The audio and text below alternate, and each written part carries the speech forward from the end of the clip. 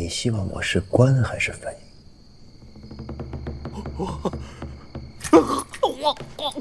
我说是，李涵他跑了。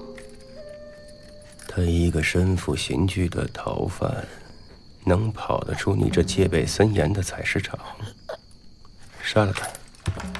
我放他！你为何这么做？有人用钱赎他出去。谁？我是真的不知道。一身长衣，头戴斗笠，黑纱照片，全程一言不发，只是拿钱，然后在名册上点了李涵的名字。我做的可是掉脑袋的勾当，不问对方底细，我也有好处，自然不会深究啊。你还是个惯犯。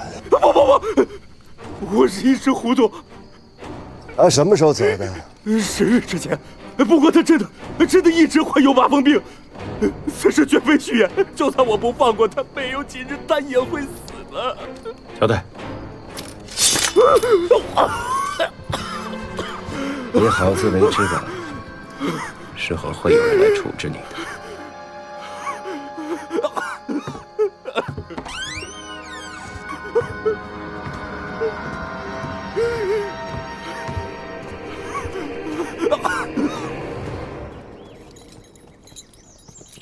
兵府，你之前说过，李翰是因银莲的记恨而入刑，而李翰被放又在无名尸发现之前。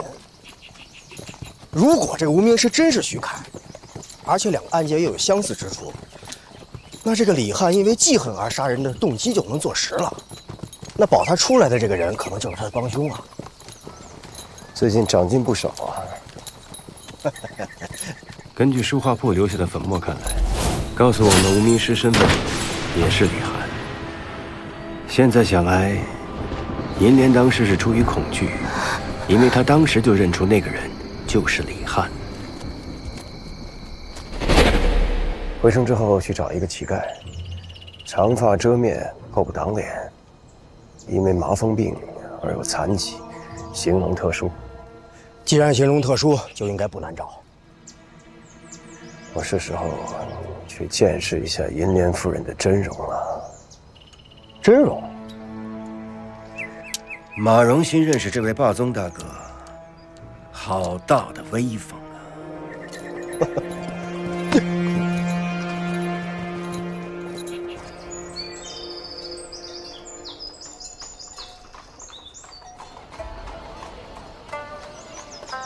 曹娘子，林明府来了。知道了。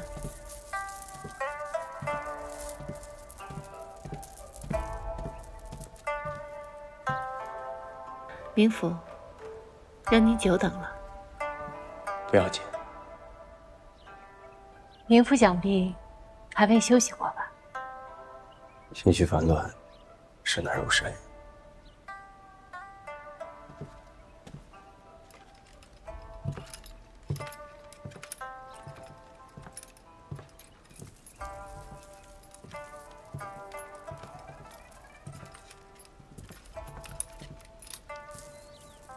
是为银莲夫人遇害一案吗？是。这个案子离奇复杂，这其中的男女情感纠葛，我到现在也没能够理清头绪，实在不知该如何下手。原来明府不是来听曲儿的，难道是有求于我？我想你贯经风月之事见得多了，跟你聊聊，许能解我心中疑惑。这男女情爱，无非就是相聚时浓，相思时烈，离别生愁绪，痴情生猜疑，多情生记恨。其实这些情感，在唐宫的诗句里写得淋漓尽致，其柔媚缠绵，可比寻常女子的心思更要入木三分。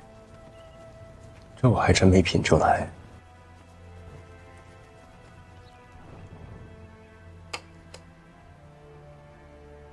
不如我为明府弹上几段吧。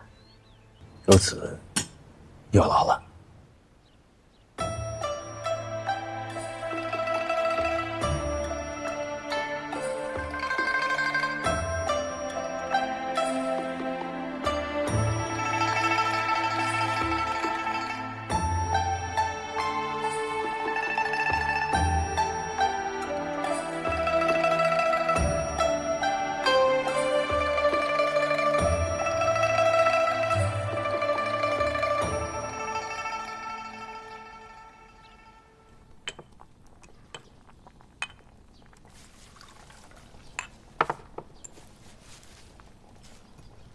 你在这儿干嘛呢？等狄仁杰啊！你能不能别老狄仁杰的，叫明府。咱现在身份跟以前不一样了，你得懂规矩。阿兄，我发现你现在怎么跟洪叔越来越像了？你上年纪了你？就你这野样啊，看谁敢要你！行，狄明府，我等狄明府，行了吧？那你别等了，一早就出去了。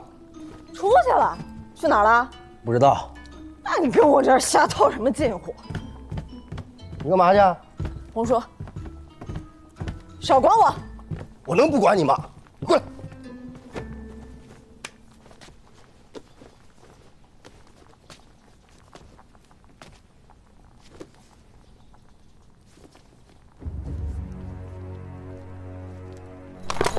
让我们见见他们吧。真是让人担忧啊！都怎么样了？让我们见一见吧。狄老爷吗？明府，来，随我来。明府，各位，今日就要决定结束，各位请回吧。哎呀，明府啊，您到的正是时候啊。其实家主已经将自己关在夫人房中整整1天了，又水米未进，我等正在犯愁。啊，是。本宫与夫人并不同房。啊，您有所不知，其实家主在作诗之时呢，往往是不分昼夜，恐怕会影响夫人的正常休息，所以一直分房而居。哦，就在这里。家主，明府来了。家主，明府来了。我等等。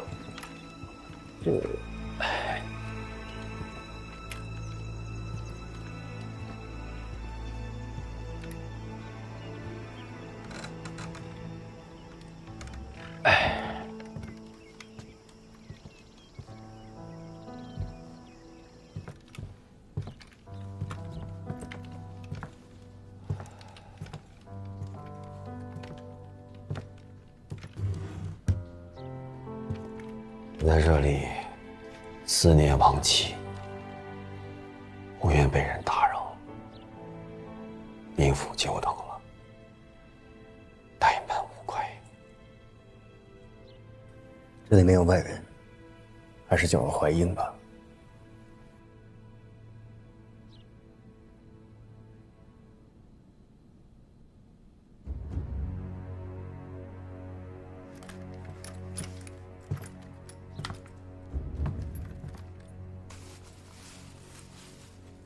这是夫人的手笔，一浓一笺，正柔气人。旧山虽在，不关身，且向长安过暮春。一树梨花一溪月，不知今夜属何人？好诗啊！这些都是银莲留下的。他受我影响，也喜好诗词风雅，偶尔在我指点下写作，兴趣而已，尚不足以传世。见兰芝，则异香自来。此诗若是传送出去，也是佳作。睹物思人，心绪难平。文英，我们还是换个地方说话。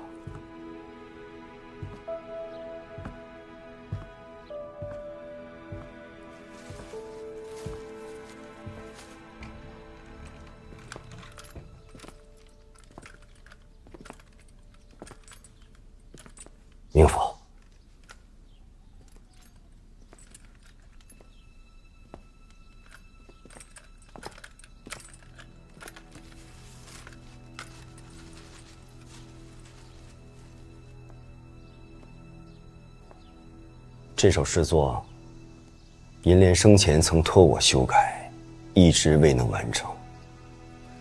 如今已经改好，却已经来不及让他看见了。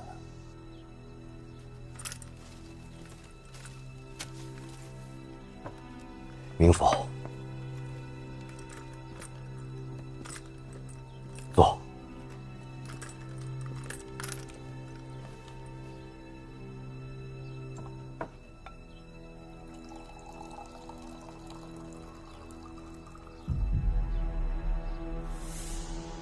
我在朝时，官拜右屯为长史，这马鞭是我当年所用。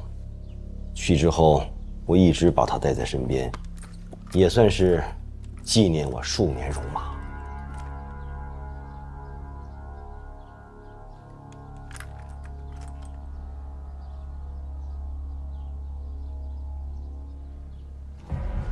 明府，你打算何时将我判死？滕公可曾听过李翰？李翰，这名字耳生，不曾听说。夫人平日出府，中意去哪儿？我平日只知闭门写作，并不知道银莲有何去处啊。在夫人未出阁之前，曾被李翰追求，因误其滋扰，夫人诬了他个强盗之罪，让他蒙冤入刑。可就在数日之前，李翰被人赎出，因为被夫人冤枉，平白受苦，对夫人的恨意可想而知。就在那日，夫人遇害当天，滕公因癫狂症发作，迷失了心智。有人在书房中发现了厉鬼出没，恰好李翰就在府内。传言出现过的厉鬼，大概就是他。所以，此案他才是最大的凶嫌。怎么说？是这个李翰害死了银莲？那个将他赎出之人同样罪大恶极，那个人是谁？找到李翰，便可真相大白。多谢明府。其实是这样的，家主每逢作诗之时呢，都是闭门不出，所以其他人也不敢打扰。我家夫人闲来无事，就会回娘家探望她的阿紫。两家呢也不知赖二娘子上一次与银莲夫人见面是什么时候？我与银莲交恶，素不往来。他的阿紫指的可是赖二娘子。是位老姑娘了，一直未嫁，怪可怜的。夫人与二娘子一直有来往吗？这倒没有。听说姐妹二人从前积怨颇深了，也是近段时间才再有来往的。自那日你搔首弄姿、卖弄风情之后，我便发誓与你再不相见。毕竟是姐妹血亲，哪有真隔夜的仇？有理。明府慢走。关门吧。你怎么来了？霸宗的头子用的不错吧？还行吧。接下来咱们去哪儿？帮我再去跟你那个朋友打听打听了。一般这城中女子与情人私会，都会去哪儿啊？这个不用问，他已经告诉过我。他为什么告诉你这个？这你不用管啊。走，我带你去。哎呀！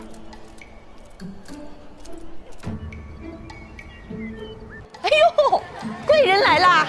小二，两位，来，里边请，里边请。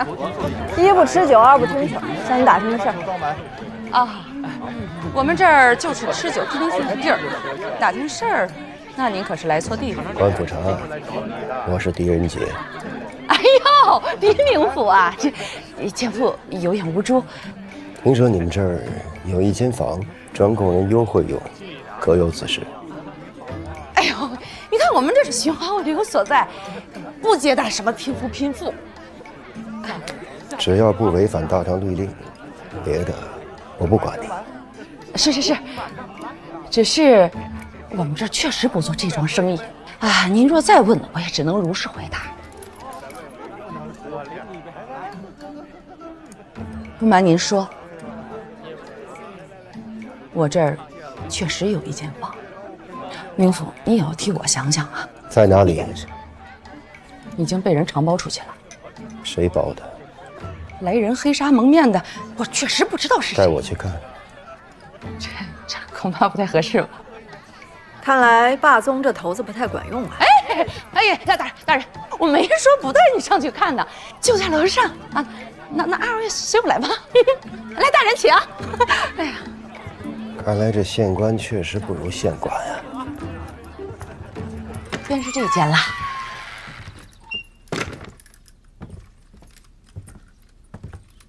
哎呀，明府莫怪呀，我们做生意的也实在没办法。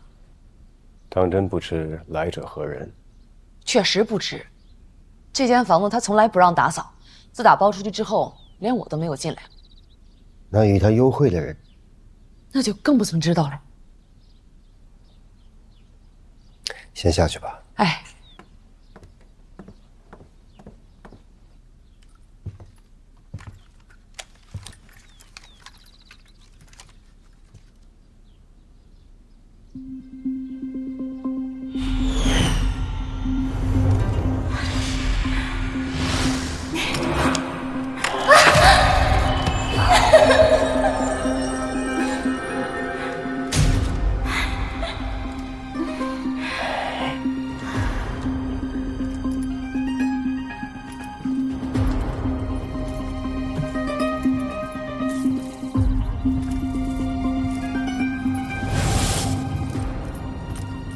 明府，这有字儿。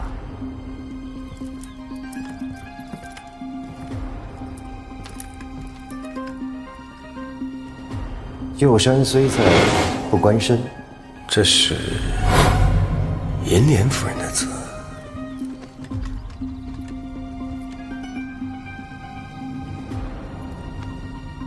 这怎么还有朵花啊？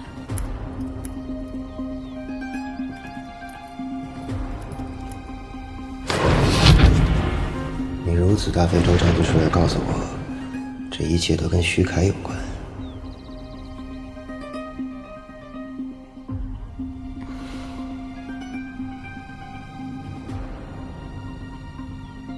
徐凯，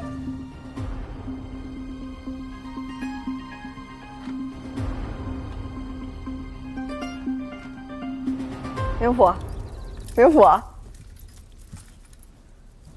你这叫破坏证物。挺会玩儿。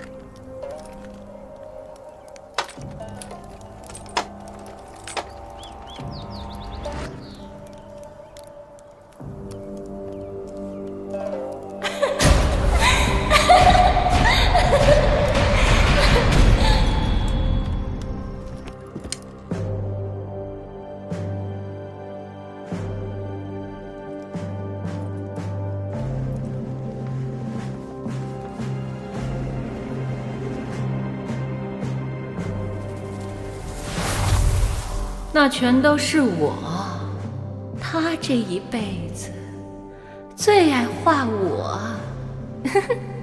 画中有姐妹4人，银莲出阁前，家中也有姐妹4人。这不是我和银莲的故事，还能是什么？这个是我们的故事。那这屏风有名字吗？4七屏吧。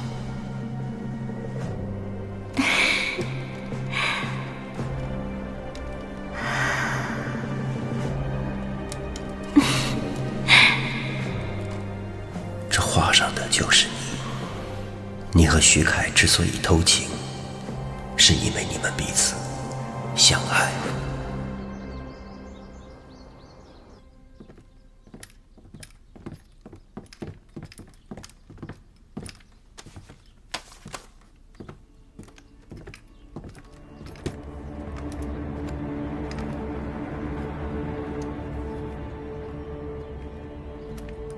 我想听你讲讲李翰的故事。不认识。当年就是在此处，他被府中仆役拿下，还是你告诉我的。我忘了，不行吗？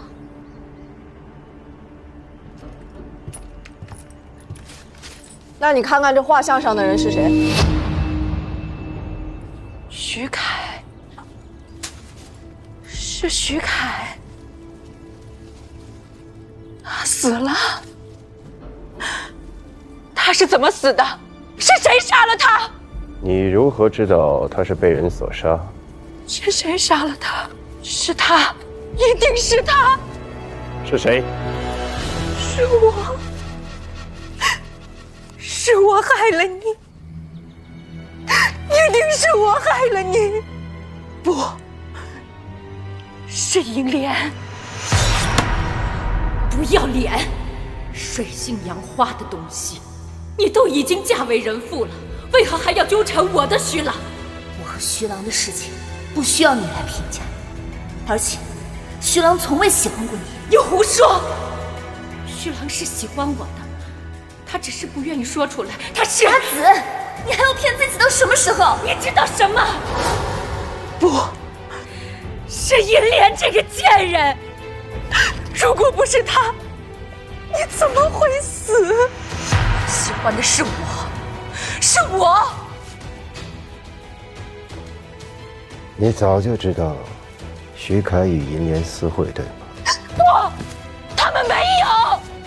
徐凯本就是银莲的爱人，那画中画的也都是银莲，你又何必自欺欺人？滚出去！滚出去！你们全部都给我滚出去！不，这不是银莲，这是我，这是我。徐凯只画我，徐凯只画我，这不是银莲，这是我，是我。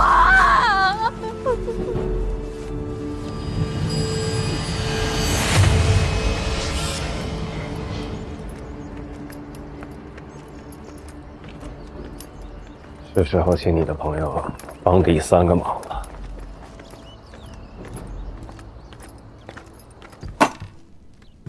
3个头的3件事都办完了。这第1颗啊，用在了采石场；第2颗呢，在妓馆。这第3颗嘛，我要你帮我放个风出去。放风？什么风？银莲没死。哎，有个事你们知道吧？什么？滕夫人被救活了。啊？滕夫人没死啊？对，受那么重的伤都被救活了。什么地方这么厉害啊？听到了，滕夫人没死。哎呦！哎，老李，听说了吗？滕夫人还活着啊！哎呦，太好了，万幸啊万幸！滕夫人还活着。哎呦，滕夫人被刺了那么多刀，依旧被救回来了。哎呀，哎呦我的天哪！你都不知道，那被扎的没有人形了。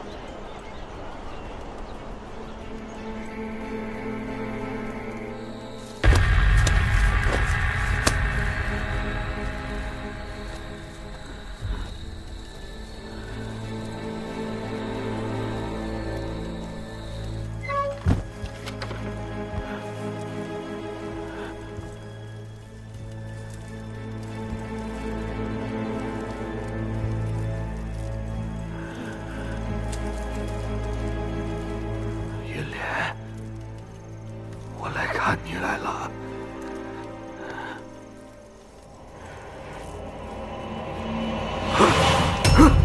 李翰，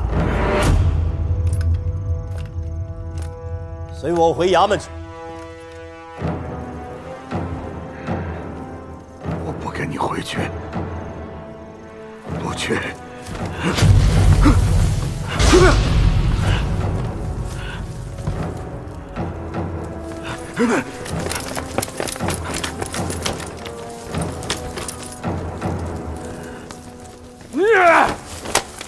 我不跟你们回去。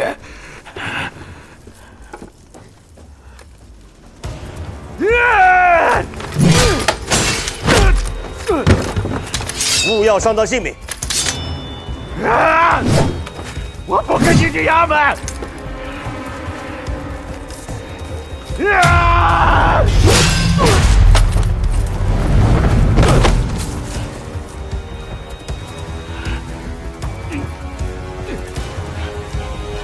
我绝对不会跟你们回去的！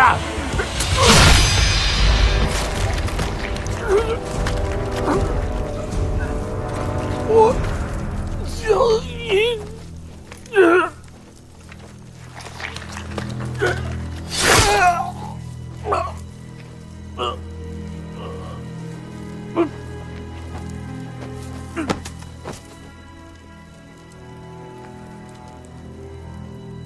爷。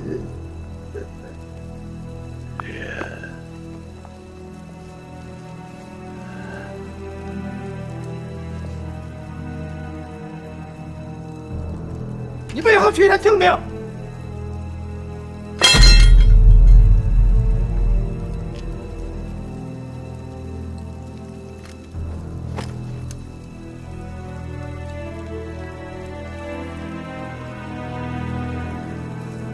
银莲，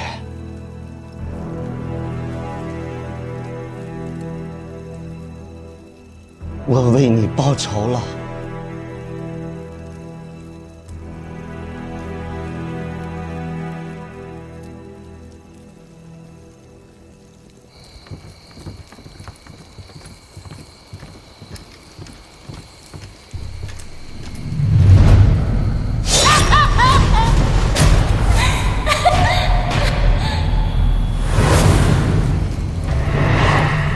等一等，等！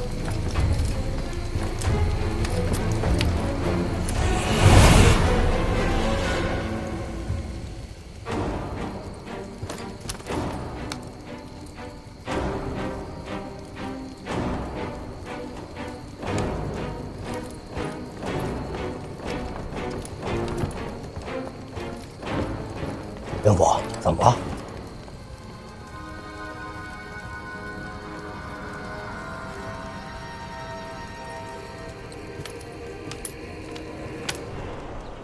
听说啊，那疯子李翰被腾公杀了。是啊，延年夫人的仇啊，终于报。哎呀，可惜腾公也不打算留下了。我看见他们家正在收拾东西，准备离开蓬莱。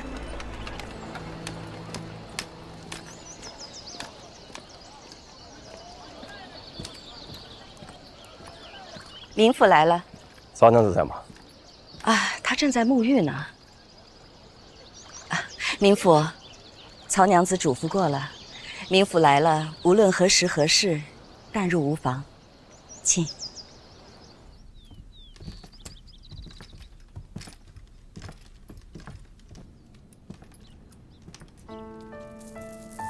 明府，是你吗？是我。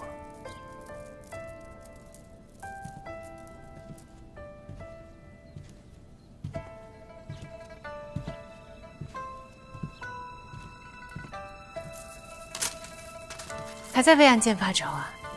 案子破了。恭喜明府。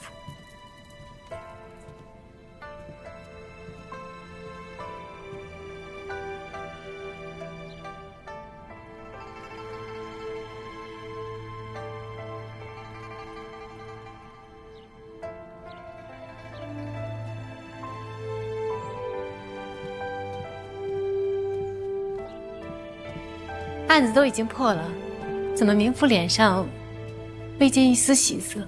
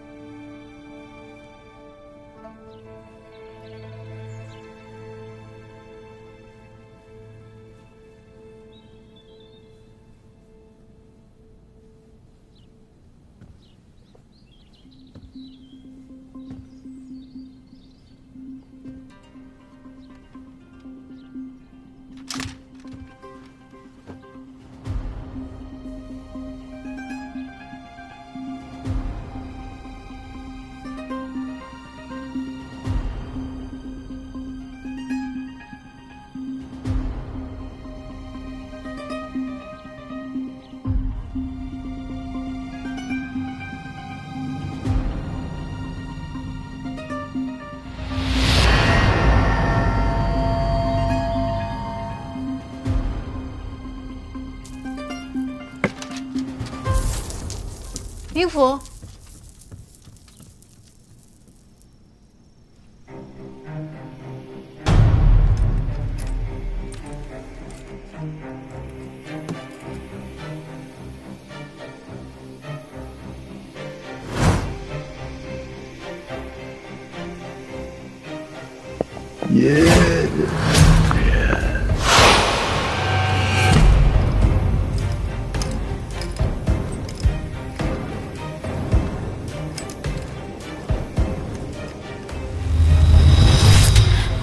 发丝被截去了一截。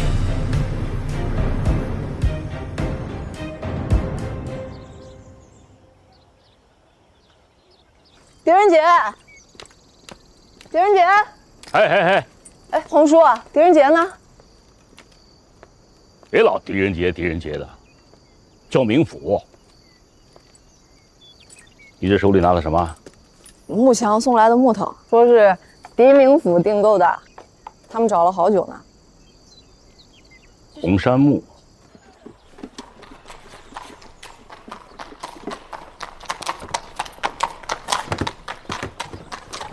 明府。哎，明府来了，您稍后，我这就去请家主出来。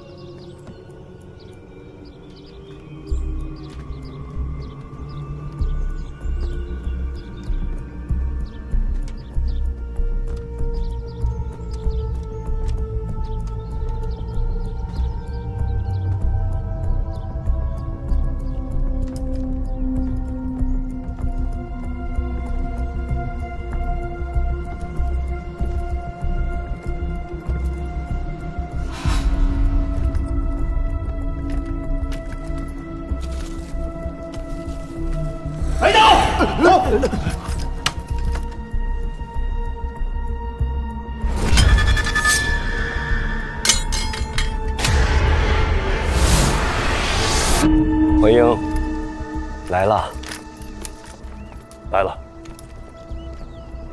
是你助我大仇得报，多谢。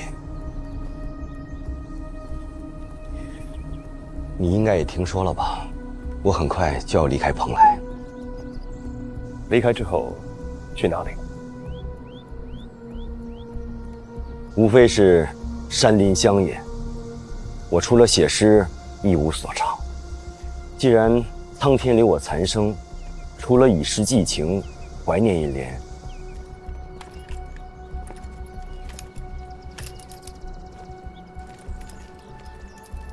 这七品是何人所画？一个无名画师，不记得了。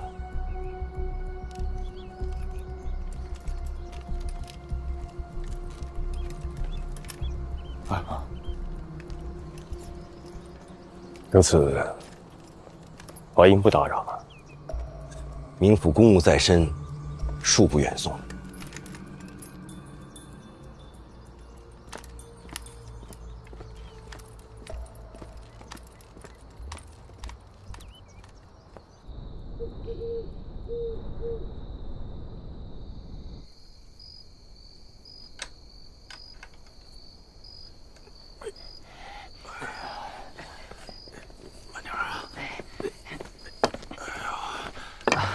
明府，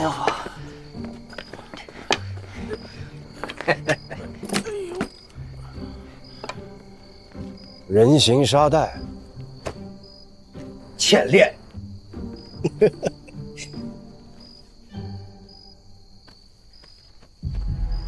你这后背啊，从军的时候啊，犯了军规，鞭刑罚的。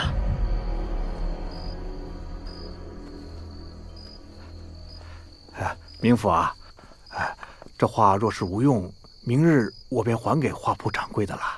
啊，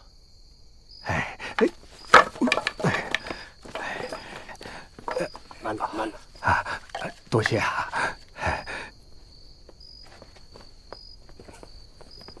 回英啊，怀英，来，我让你看看东西。你看，这是……你记得案发现场满地的花土吗？这些土就是从你的脚底发现的。我觉得这个石粉和花土是不能融为一体，所以我就去查了一下。查到什么？比曼子。你应该知道它是干什么用的吧？我当然知道。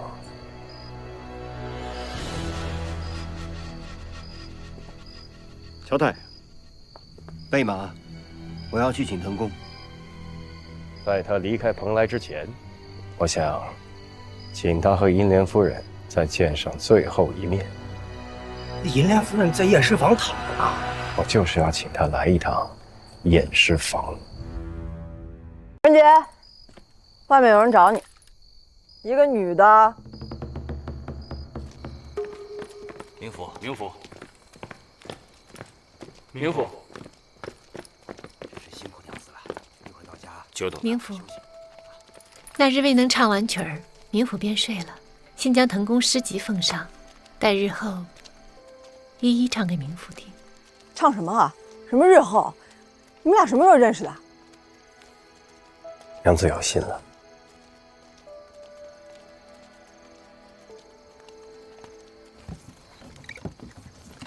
狄仁杰，他到底谁啊？我怎么从来没听你提过？备马，是去请藤公。不许！我去。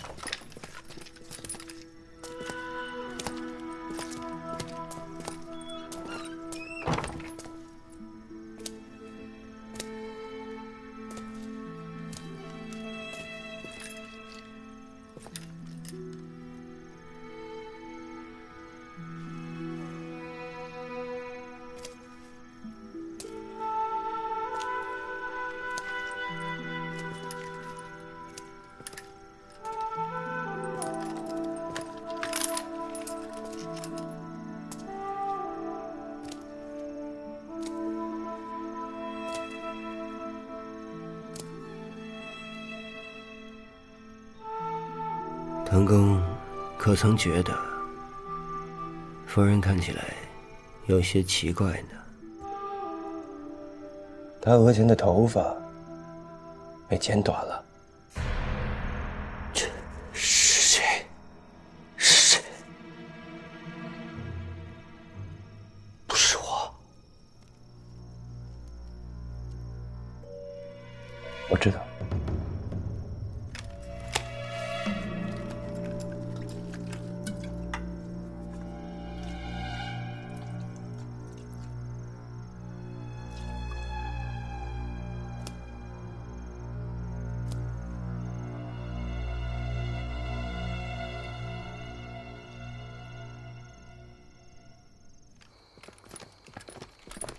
明府，藤公，明日一早我会登门送行。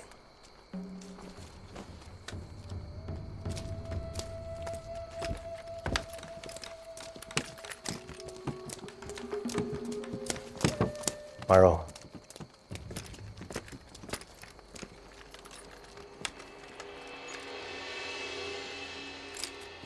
不许出半点差池。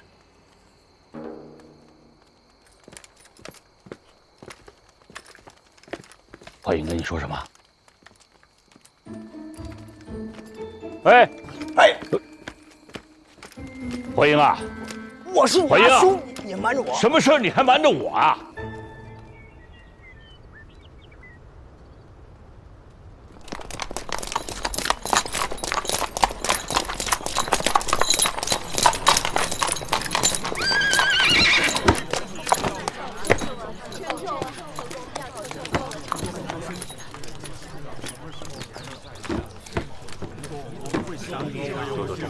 怀英，怀英，你若再不出现，我就见不到我了。不会的，今日你一定能够见得到我。齐平呢？也一并带走吗？那部香之物带走有何用？临走前一把火烧了就好。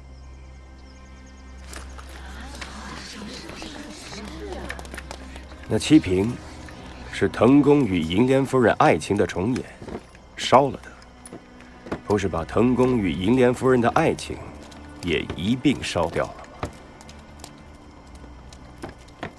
你这些话有些刺耳。我与亡妻的感情，天地可见。岂是一把火就能够烧掉的？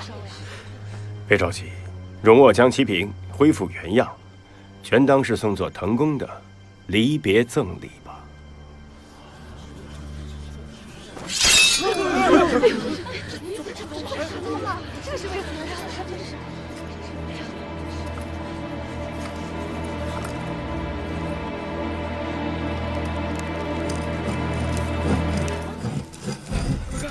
这上面的切掉了啊！这能划掉了？快走！这里面还有一层，这怎么回事？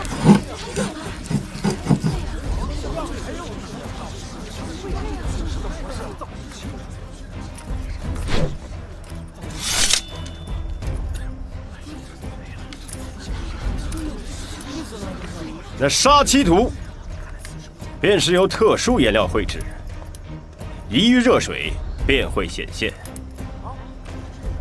我将那特殊颜料刮去，原来的画面便会显露出来。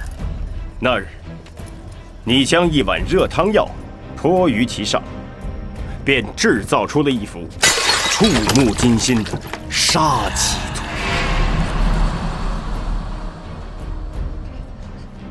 那日我疯癫之症发作，举止失控，不记得了。当真是犯了疯癫之症吗？不然呢？难道你要说我是故意将汤药洒在七瓶上？就是这个意思。你先让七瓶变化，再外传鬼祟邪说，让疯癫之症发作，迷失心智，杀害银莲。滕公，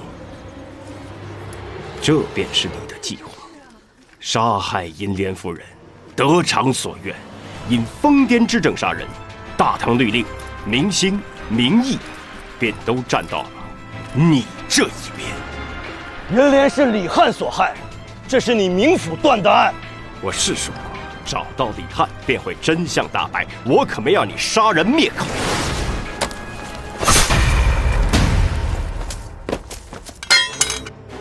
若真是那李翰因报仇杀人，又何须大费周章让七瓶变化？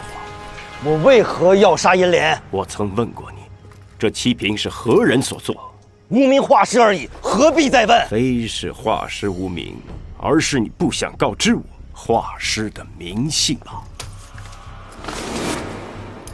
图上画的可是银莲夫人。徐凯，你怎么来了？来，这里有点乱。没事，挺好的。屏风画好了啊，快好了。这是金榜题名。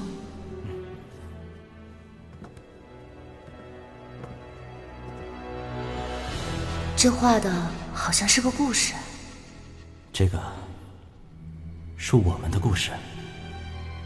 这屏风有名字吗？就叫四七瓶吧。那七瓶中的女子也是她，只是这男子可不是你，而是画师徐凯。照你这么说，与银莲厮守半生的该是这个徐凯，然呢？你杀了他！七刀，银莲府身肉也是七刀，巧合吗？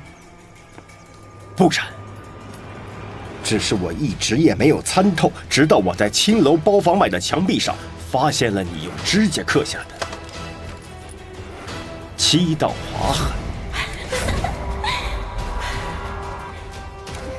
你跟踪徐凯和银莲夫人私会，一共7次了，1次1刀。好好看看我的指甲，有什么抓痕？没有。指甲已经又长出来了，可那日我在为你诊脉之时，确实看见了指甲的磨损。只可惜那个时候，我没有怀疑你说的。你住口！没有证据就不要妄言。狄仁杰，你构陷我唐凯无妨，若要污蔑银莲与他人通奸，我定不饶你！我一直百思不得解，我不明白，一个男人如何能够忍受如此屈辱。直到我在银莲夫人的房中，发现了你的诗作。旧山虽在不关身，且向长安过暮春。一树梨花一溪月，不知今夜属何人？你说你在为夫人修改诗作。旧山虽有不关身，且向长安见暮春。你把你的印记强加在了夫人的诗作上，企图占为己有。只可惜呀，你耗尽了心思，却越改越不如原作了。狄仁杰，你个明经科出身的末流读书人，也配评价我的诗作？狄某确实没有诗才，可也不是一个沽名钓誉之徒。有人曾对我说过，男情女爱不过是相聚时浓，相思时烈，离别生愁绪，痴情生猜疑，多情惹记恨。这些情愫，在滕公的诗中淋漓尽致，其媚然缠绵，比之女子还要入木3分。可现在想来，不是滕公心思比女子细腻，而是这些诗作本就是女人所写。若非如此，滕公怎么会明知道旧情人与银莲夫人私会，却还能强自忍耐？只因你比其他人都更需要银莲夫人的诗稿。徐凯，就叫四七品吧。这画的好像是个故事，是我们的故事。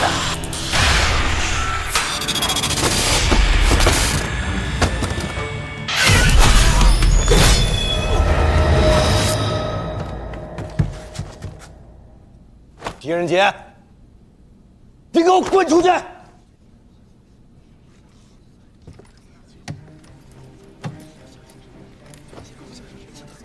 还记得你说过，那马鞭自军中之后便再未用过。这马鞭是我当年所用，去之后我一直把它带在身边，也算是纪念我数年戎马。那鞭梢上的新鲜血迹，又作何解释？敢把你的后背亮出来给大家看看吧。指甲可以再长，鞭痕却是留下就留下了。你每日以马鞭自吃，想要降服心魔，可终究你还是忍不了了。你先杀徐凯，然后再假以疯癫之症杀害银莲。你说我的疯癫之症是装的？在你的书房之中，我们发现了比曼子。比曼子少量服用，可使人呈现疯癫症之状。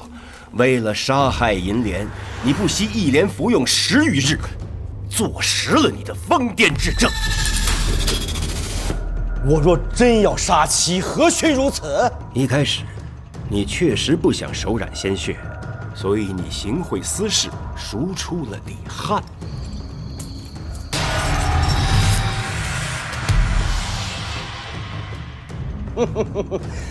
你的话越发不着边际了。我唐侃在蓬莱无人不识，若是去采石场赎人，那司事定能认出我来。你把司事叫来，我与他当面对质。我什么时候提过采石场？对呀，这是没说过。你怎么知道那李汉在采石场服役？此事不难推断。你把司事叫过来，我与他当面对质就好。不必对质了。去采石场赎人的确实不是你，而是赖二娘子，银莲夫人的阿姊。她为何要这么做？这事你应该问他，不该来问我。个中缘由你清清楚楚。银莲夫人每以回府探望二娘子的名头外出，此事管家可以作证。夫人与二娘子一直有来往吗？这倒没有。听说姐妹二人从前积怨颇深啊，也是近段时间才再有来往的。你若早知二人交恶，那么银莲夫人便是在撒谎了。你明知道赖二娘子深爱徐凯，而徐凯麻风病愈后又与银莲再续前缘，你利用了其恨心起，让他赎出李汉。若不是李汉这只拦路虎，你就成功了。他知道你杀了徐凯之后，必生杀妻之意，只能一次次的潜入府中，意图保护银莲。你知道他不敢报官，便顺理成章的利用他，成功的转移了我的注意力。你是个薄情寡义之人，自然想不到李汉因银莲而蒙冤入狱，却至死深爱银莲。这断发便是凭证。这样的一个人，万万不可能生出杀心。好一段爱恨纠葛的故事，感人肺腑啊！狄仁杰，你言之凿凿，是有将我治罪的证据了吗？我没有证据。李汉和徐凯皆已身亡。只凭着在你府中找到的笔蔓子，不足以给你定罪。狄明府，我腾侃在诗坛的盛名，岂是你几句风言风语就能动摇分毫的？你如此构陷于我，现在你该考虑考虑你的后果了。想你也曾是凭借真才实学叱咤诗坛。怎会沦落至此？接连3人因你丧命，你心何安？一派胡言！来人，给我进去吧！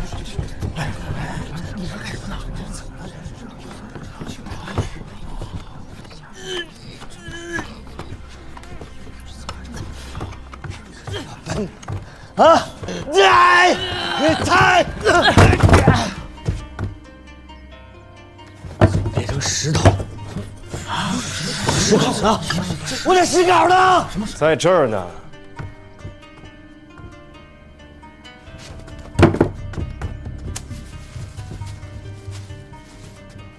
其他石稿呢？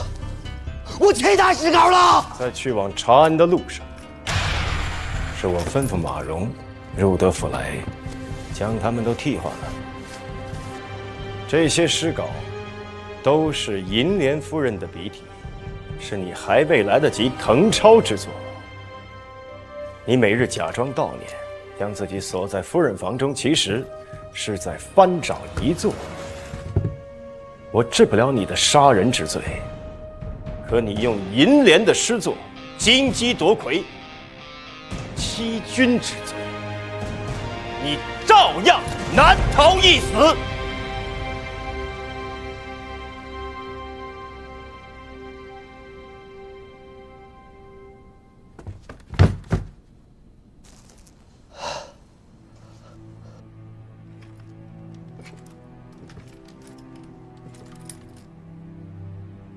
成狗，我今日不抓你，你走吧。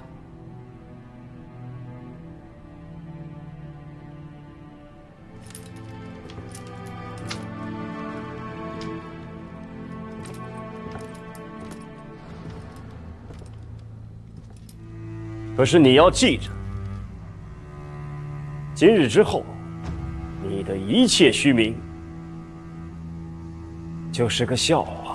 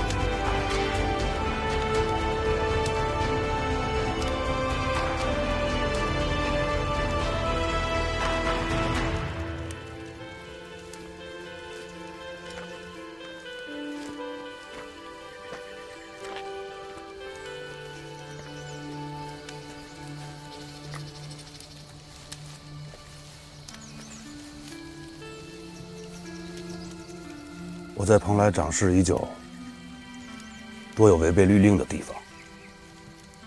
狄仁杰打算怎么处置我？他说：“你输了，以后蓬莱县，你管得的，他来管；你管不得的，也由他来管。”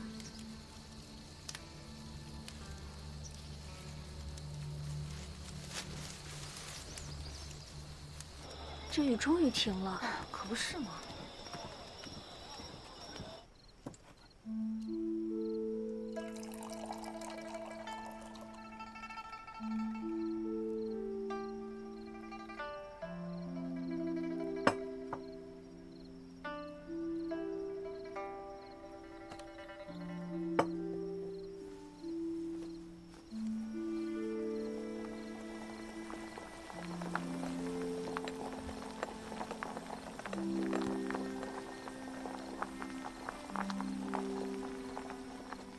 红杉木做的。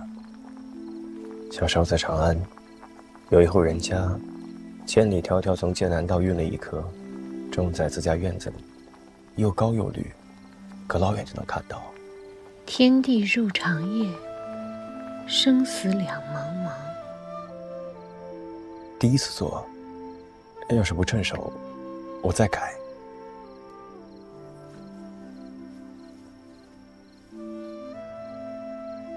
做得很好，不必改了。谢过明府。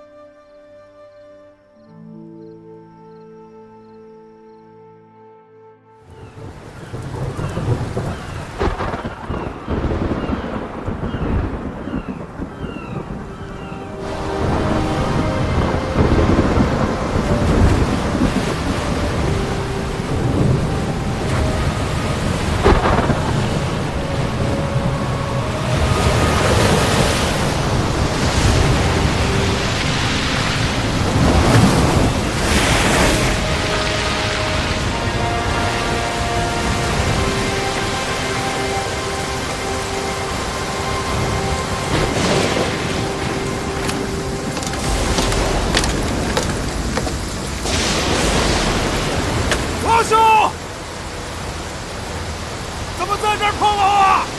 风雨太大了，这点风浪算什么？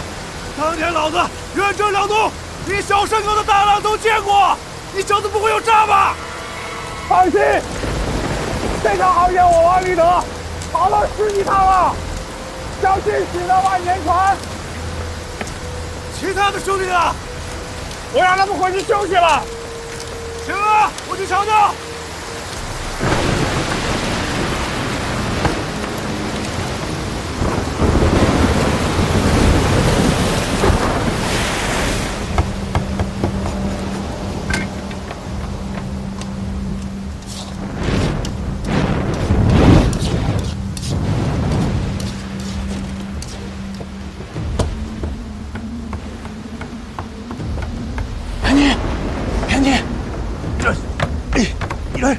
내가 들어가 숨어 있으라고 했잖아. 배가 봐서 그랬어. 내가 이 배는 정말 무섭다고 말하지 않았나? 선원들이 모두 칼을 차고 있는 걸 보면 분명 그 도적들이네. 아니 알겠는데 만에 하나 이 선원들이 내가 자네를 다니고 이 배에 탄 걸 알게 된다면 분명 자네 모가지를 베어버릴 걸세. 아 버리자.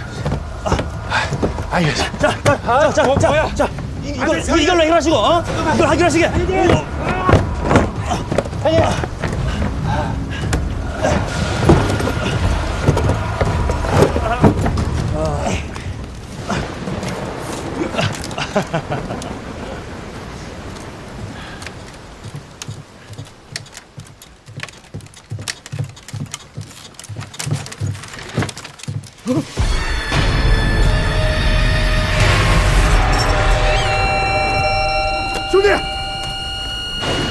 兄弟，醒醒！兄弟，王立德，公道相验，本必大风势。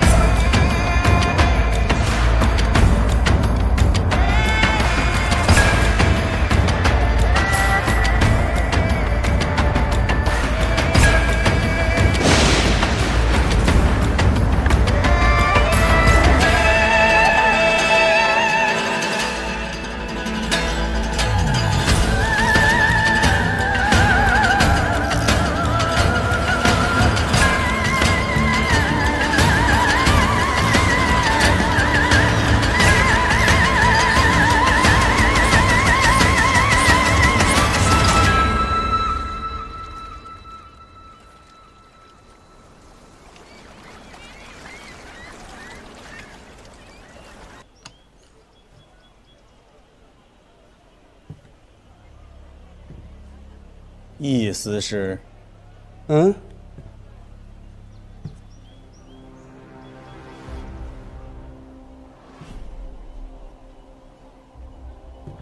我忘，这是孝敬刘中士。白凯，你们顾船主准备了不少好东西啊。刘中时远道从京城来替金上采办，听说他还是皇后的亲信，咱得招呼好了。是。但是你们平时对本官吝啬的很嘛，拿一些毛皮、人参就把我给打发了。意思是说笑了，你是掌管码头的市舶使。顾船主家的哪船货物进港敢忘记打点？你意思是啊？再者，我还听闻刘中时此次来意不善，咱把他伺候好了，以后大家才有钱赚，是不是？也是，也是。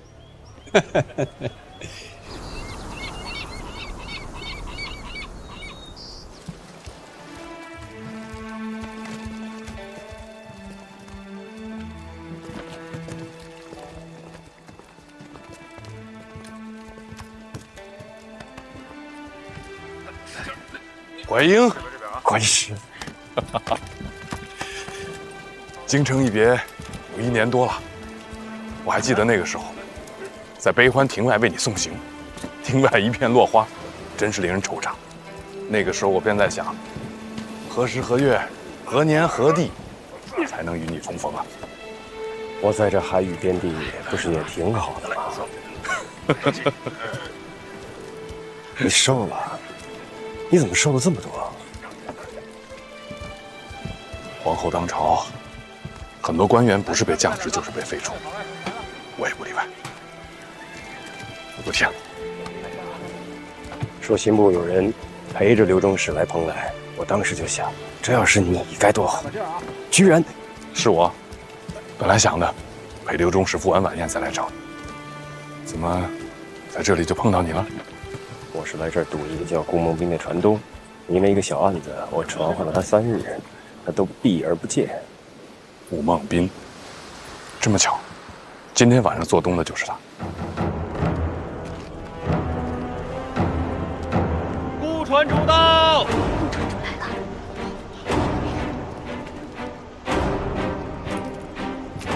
大兄，你看那边，这顾家的阵仗也太大了。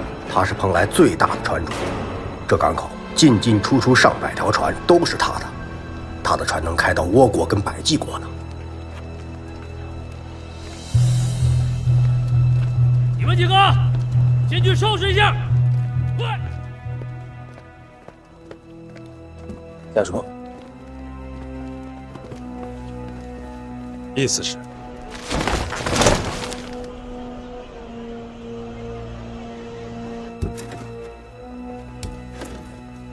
哎，这么好的东西怎么拿走了？意思是，今天晚上在刘忠使面前，绝对不能提黄金，尤其不能提百济金几个字。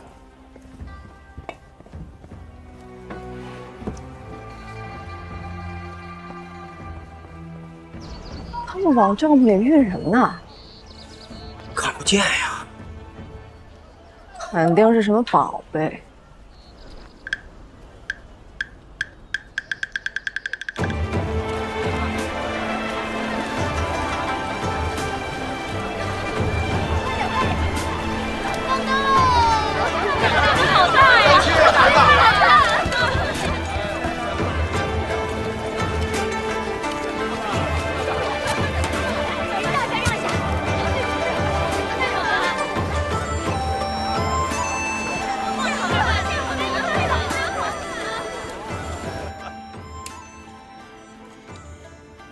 小民冒昧得知，忠使入宫侍候金上和皇后之前是在海边长大的，便斗胆将这宴席设在此处，愿忠使开怀一醉。听说顾船主心思缜密，看来本官的底细早已被你摸得一清二楚啊。小民不敢。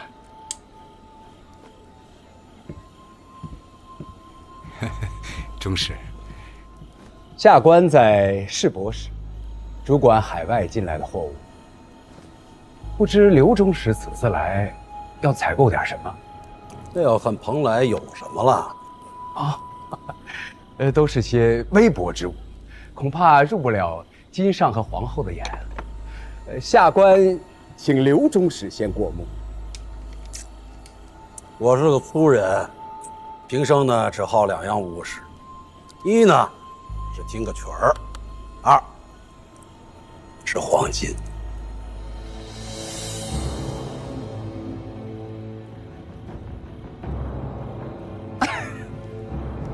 忠使说笑了，蓬莱不产此物啊。但是歌妓顾船主已经为您准备好，就在外面，就在外面。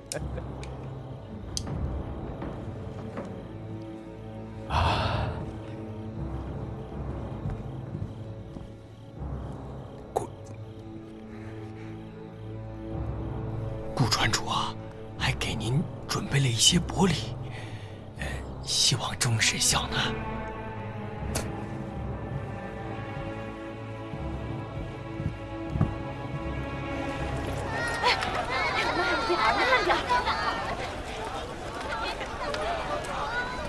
等等，什么人啊？不长眼啊！狄明府不认得。小的有眼无珠，请明府恕罪。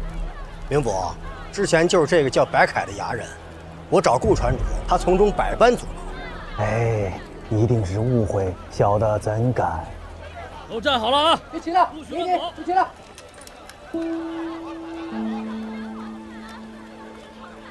乔娘子，狄明府，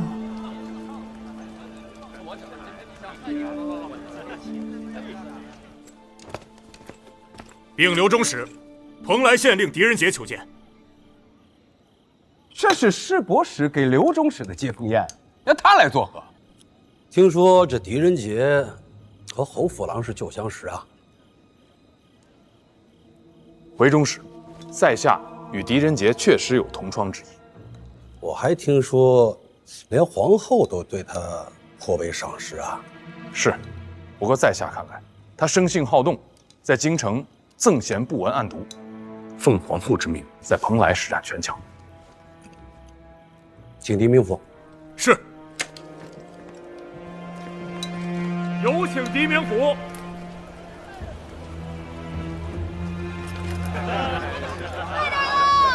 慢点跑。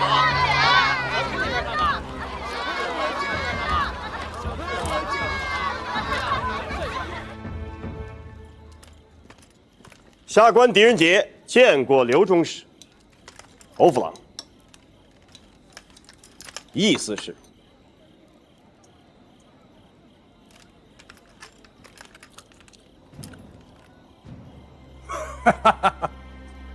师伯使是五品官，比七品县令高啊。坐。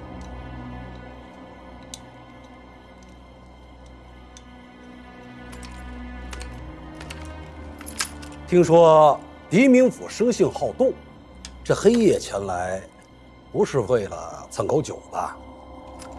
刘中使自京城来，下官有事远迎，以示失礼。哎，不要说这些客套话，我是个粗人，想必狄明府是为了公事而来吧？侯府郎把你捧上了天，我倒是好奇了。哎，没见过县令断案。如果你有公事，就在这里办，让本官看看。下官从命。刘中使，咱们还是先听个曲儿吧。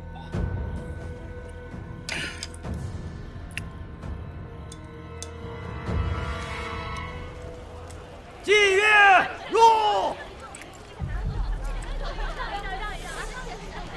有劳曹娘子。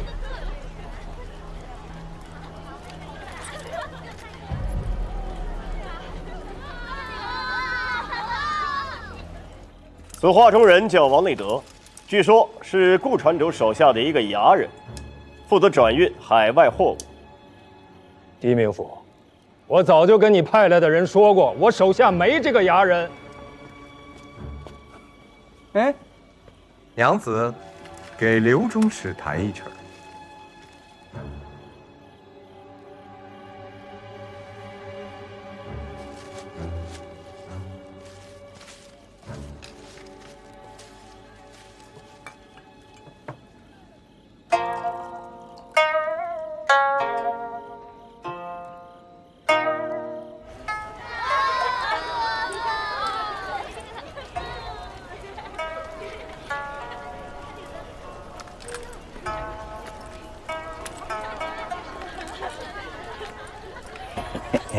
娘子怀里这面鼓，倒是很特别嘛，我还从来没有见过。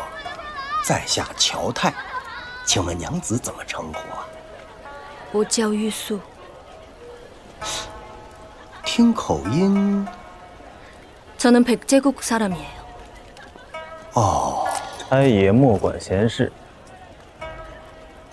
我跟玉素娘子说话，与你何干？不巧，今晚这里的歌妓我们全包了。有钱了不起啊！我干。你跟班的了不起啊！你给我等着。数日前，衙门公差接到举报，说有间租铺逾期没有交租。经查，便是此画中人于数月前出海，原定上月返回，却迟迟未归。于是，本官便差人去找顾船主核实。拖欠租金，区区几个小钱，哎，何必要惊动顾大船主啊？中士所言极是，只是查出的货物非同小可，是墨刀。